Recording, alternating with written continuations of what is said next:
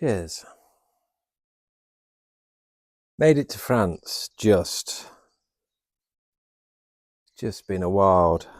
We had a ferry booked for 1:40, got to check in at 12:40. We arrived at the check-in at 12:40 and just made it. We had to stop off. The van was flashing the AdBlue thing, which is on my list to get the oil, the AdBlue, and the other thing. So we had to stop off again and get some of the AdBlue. And then I didn't have the funnel. The lady gave me a funnel. God, I just feel a bit broken. It's just like everything seems to be against us. We've come back to the same Airbnb that we were at the first night last time we attempted to get to set in the south of France, because it's just nice. It's just a big garden here. It's yeah, sun setting slowly. And this is about £75 a night plus the Airbnb fees. But I just said to Emily, look, I just think we need to rest. We're dying for that rest because it's just been chaos. We've just been on like flight or fight survival mode. And it's, a lot of driving today and ferry, and God, there was just bus loads of kids on the ferry today. We found the children's area. And we were like, because we're always just looking for like the quietest area on the ferry away from everybody. I think I said on the video before when we got on the last one, Irish Ferris just said, look, where is the quietest place where nobody goes? He was like, oh, Hallory's pub, down the way, downstairs. We're not operating the pub. So we just went in there and it was great, really quiet. But this ferry, P&O, full of screaming kids. And we were like, right, where should we find our little spot? Oh, there's a children's area there. Let's go there. And then we were in there, and then about 100 kids with all the teachers descended into the area and started filling up all of the spare tables. Nobody was on any tables except us in the corner, and there were only probably about 7 or 8 tables. And we just started eating, and I was just like, we're getting the hell out of here.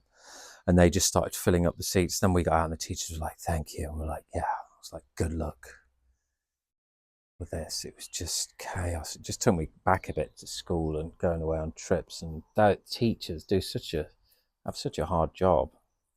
Especially, I just saw one of the teachers later. She was like, thank you again. She was just running around the boat, running around the ferry, looking for the kids, who were just all crazed. They were like velociraptors on the hunt for something that they didn't even know they were hunting for, just all charging around. And so then we found the quiet area on the ferry, which had these really nice seats, and we were there, and that was quite relaxed. But then all the kids kept coming in and like, oh, it's the quiet area. And then they started just doing mischievous stuff, and that's something I would definitely be doing. But it's just, you just look at life differently now. I'm older.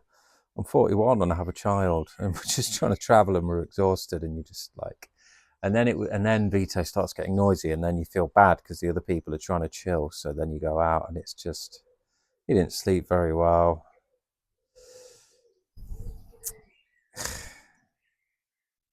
Yeah, I feel like I'm just complaining at the minute. I just feel that pizza yesterday just should be illegal. Terrible pizza, terrible pricing, just terrible everything. And I did it because I just had pizza on my mind, because I had that refund from Prezzo, and Deliveroo just kept annoying me. Every time I went, it just kept leading you down the line, and then you get to the last point and it's like, oh, there's a couple more pounds late delivery fee and a couple more pounds admin fee, and yeah, a couple of pounds delivery fee. So a £12 pizza costs 18. That's 50% more. That's wrong. Like, but I think they lead you down there, you get your order sorted, you're like, oh yeah, and then they just slap on some fees at the end. Like, oh, thanks. But I'm a bit I'm fighting back these days. Trying to, anyway. I mean, the pizzas, why is there just no good pizza available? Nonconformity pizza, we linked with the guy in Nottingham, and he's up for sharing his recipe because it was fantastic. And I wanted to make just good homemade pizza available for everybody at home with the sourdough. Somebody called me a food snob the other day, just like, because I was asking the pizzeria dude that we were with if it was from sourdough, and it wasn't. And then It's like, well, I'm not a snob. I know pizza is, it can be amazing and it can be terrible. And there's many different things in between. God, I do miss Bali for that. Like £5, £6, amazing pizzas. Just Fabrica, when that Fabrica opened up, I sometimes went twice a day. Just for like breakfast and lunch or lunch and dinner. It was just so good. And it is, well, I'm sure it is. So yeah, we're making our way back down to set. We're paying for this Airbnb. We are going to try, we're just going to take it a bit more slowly because we just need to recover along the way, and there's no point rushing another day or two, another couple of £100. It's just like, what is it in the grand scheme of things? It's, I've just not had any time. My mind would normally, even if I'm not working, my mind would be working on stuff. Like it would be open to the inspiration, open to the forwarding and progress of a lot of my projects that I've been brewing, but I've just had nothing. Like it's just a blank. Like, and I'm not trying to force anything, but normally when I'll just be, say, driving today for 5 hours, breathing and letting things come up, like things, inspiration would pop in. I'm just getting none of that at the minute. None of that. No time for me, no time for work, no time for anything. It's just been sheer survival mode.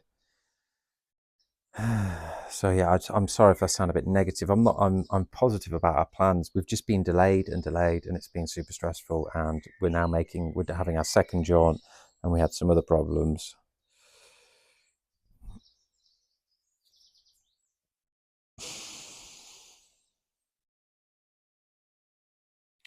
Yeah, life isn't easy. I guess it's not supposed to be easy, especially as you get older. Seeing all these kids rolling around the ferry today,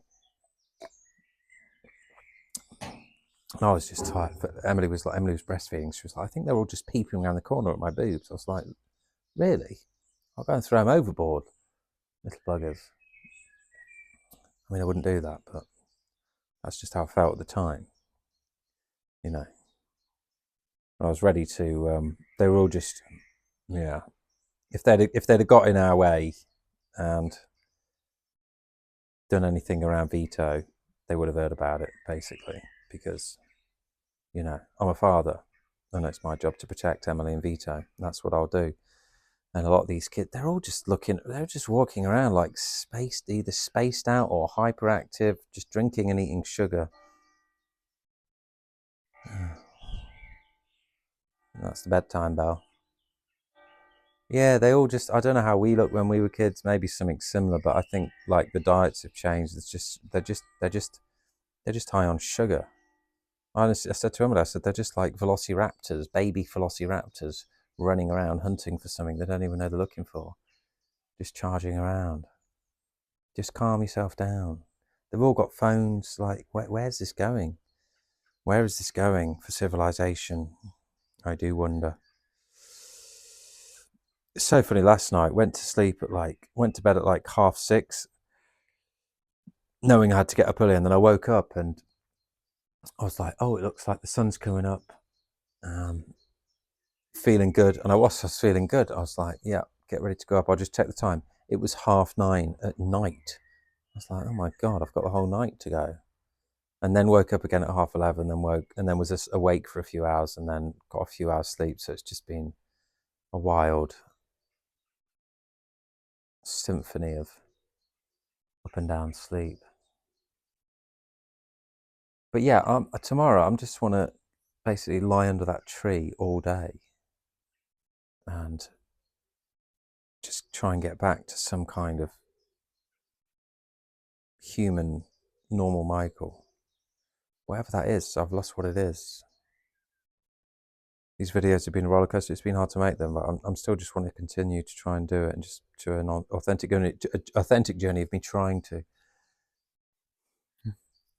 get some business going. That's how it all started, didn't it? Maybe because I would recommend anybody doing this. Maybe it's just the more that you open up and are real and authentic, the more that gets thrown at you. So you can just because we have been trying to heal anyway, even before these videos, from everything, and trying to deal with all the past stuff, and help each other and come to realization. I was listening to a really good book the other night. I've got some really good audiobooks on at the minute that I'm just listening to at night. And about healing there was like 4 stages of healing, and one of the first stages was just like complete understanding. You need to completely understand exactly what went on. And then the second stage was like accepting what went on. I can't remember what the third and fourth stages are now, but I'm just about obsessed with this healing stuff and like really coming to terms with anything that's gone on and releasing it, so you've not got it attached to you in a negative way, so you can move on and have capacity to accept new futures that you want to plan, and then convert. Yeah, and then moreover, you then start to plan and go for your ideal future because you've got more capacity.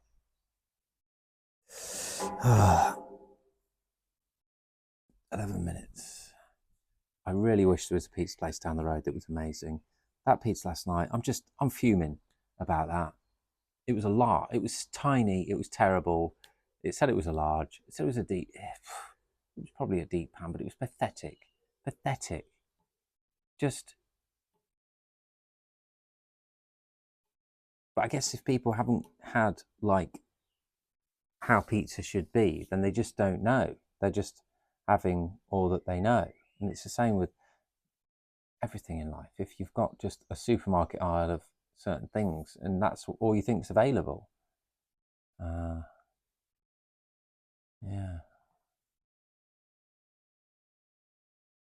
decentralization of everything, I'd say. Think about that. All right.